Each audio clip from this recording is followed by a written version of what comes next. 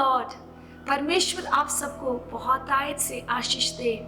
बीता वो 14 दिनों में हमने परमेश्वर के वचन से, वचन संहिता से सीख रही थी। आप और मेरे व्यक्तिगत जीवनों के लिए आशीष है करके मैं विश्वास कर रही है। आज हम मिल के वचन संहिता 15 से कुछ बातों को सीखने के लिए जा रही है। इस वचन संहिता भी दाऊद ने अपने जीवन से लिखा हुआ एक वचन संहिता है। इसको सीखने के पहले हम परमेश्वर के सामने बोले, परमेश्वर इस वचन संहिता मेरे जीवन से बात करे। इसके शुरुआत में ऐसे लिखा है, हे परमेश्वर तेरे तंबू में कौन रहेगा, तेरे पवित्र पर्वत पर कौन बसने पाएगा। वो जो खराई से चलता और धर्म के काम करता है और हृदय से सच बोलता है, जो अपनी जीत से निंदा नहीं करता और ना अपने मित्र की बुराई करता है और ना अपने पड़ोसी की निंदा सुनता है। वो जिसकी दृष्टि में निकम्मा मनुष्य तुच्छ है और जो यहोवा के डरवियों का आदर करता है, जो शब्द खाकर बदलता नहीं चाहे हानि उठाना पड़े, जो अपना रुपया ब्याज पर नहीं देता और निर्दोष की हानि करने के लिए घूस नहीं लेता। जो कोई ऐसी चाल चलता है वो कभी ना डगमगाएगा। परमेश्वर के वचन में दाऊद बहुत अच्छे तरीका से हम सबसे बात करे, बता रहे कौन वो व्यक्ति है परमेश्वर की अनुमोदन करती है। नहीं तो व्यक्ति जो परमेश्वर अनुमोदन करना चाहती है, the person the Lord approves, the person the Lord approves। एक व्यक्ति का अप्रूवल चाहिए, नहीं तो एक संस्था की अप्रूवल करने के लिए उस व्यक्ति कैंडिडेट को कुछ क्वालिटीज होना है। ऐसे है तो स्वर्ग के परमेश्वर के मंदिर में रहने के लिए, उसकी उपस्थिति में चलने वाले व्यक्ति का कुछ क्वालिफिकेशंस, कुछ बातें इस वचन संहिता से सीख सकती है। परमेश्वर की वचन जो पढ़ने के टाइम पर आदि पवित्र स्थान में साल में एक बार महापुरोहित आती थी और परमेश्वर को बलि चढ़ाती थी, आराधना करती थी। उस महापुरोहित को अलग अलग क्वालिफिकेशंस होती थी। वैसे ही परमेश्वर की उपस्थिति में चलने वाला हम सबके लिए परमेश्वर ने कुछ क्वालिफिकेशंस ठहराया है। इस वचन के अनुसार उस व्यक्ति, the person whom the Lord approves, उस व्यक्ति को कुछ क्वालिफिकेशन है, कुछ क्राइटेरिया है। उसमें पहला ये है, उसके पास एक पवित्र चरित्र होना चाहिए। परमेश्वर को बलि चढ़ाने के लिए एक याग वस्तु को जो पुराने सदी में, पुराने नियम के अनुसार भवन में लेकर आने के पहले उस याग वस्तु क्या होना चाहिए था, बिना निर्दोष वाला व्यक्ति, निर्दोष वाला एक मेमना होना जरूरी थी। Animal without any blemishness, without any blameless एक ऐसे वाले एक एनिमल्स होना जरूरी थी। उधर क्या था, कोई भी एनिमल्स जो ब्रोकन है, नहीं तो जिसके अंदर कुछ कमियां हैं, वो याग चढ़ाने वाला वस्तु बन नहीं सकती।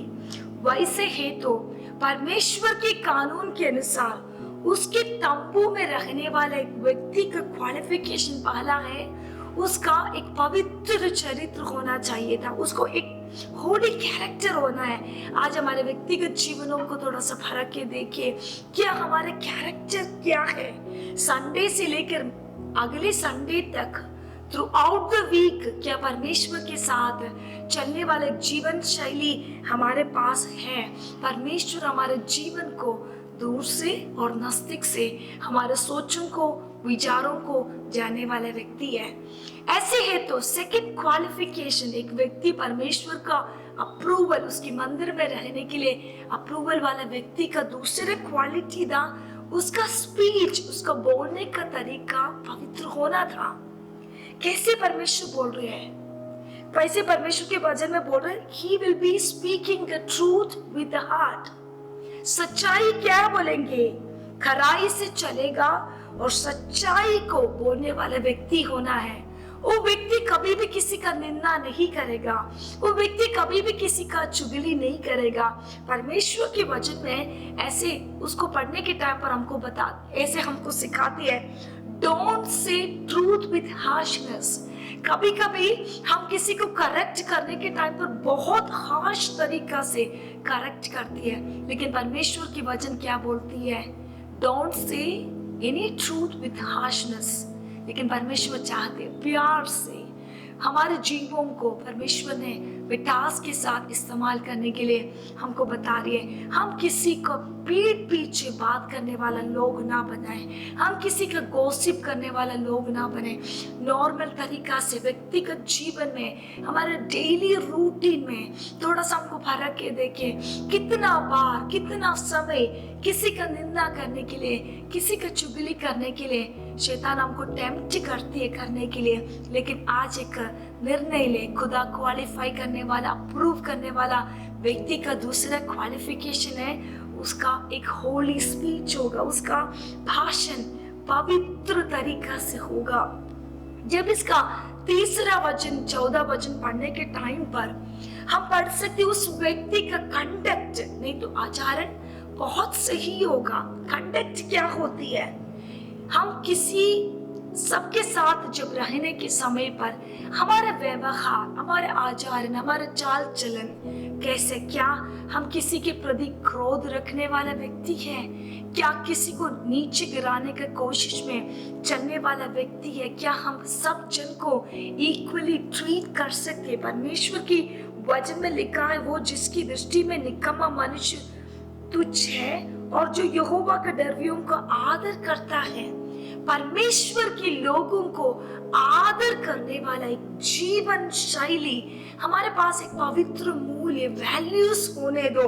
हम दूसरों को आदर करने वाला, परमेश्वर की लोगों को आदर करने वाला एक जीवन शैली हमको हमको हमको अपने आप को क्रिएट करने की जरूरत है। हमारे एक टेंडेंसी क्या है पता है? जो बहुत ऊंचे पदवियों में बैठती है उसको आदर करना हमारे लिए बहुत इजी लगती है, लेकिन हमारे साथ बराबरी करने वाला लोगों को, नहीं तो दुनिया के सामने थोड़ा नीचे लगने वाला लोगों को आदर करने के लिए हेसिटेशंस आ जाती है। लेकिन परमेश्वर की वचन में हमको सिखाती है हमारे मालिक कौन है।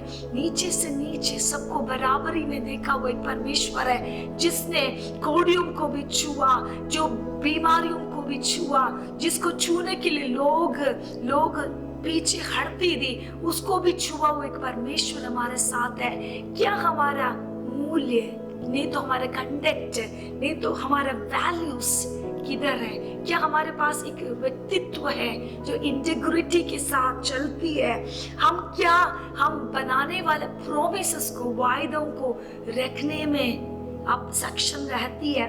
वायदा देना बहुत इजी होता है। किसी भी व्यक्ति को वायदा, जल्दीबाजी में, बहुत जोश में लोग कभी कभी वायदा देती है।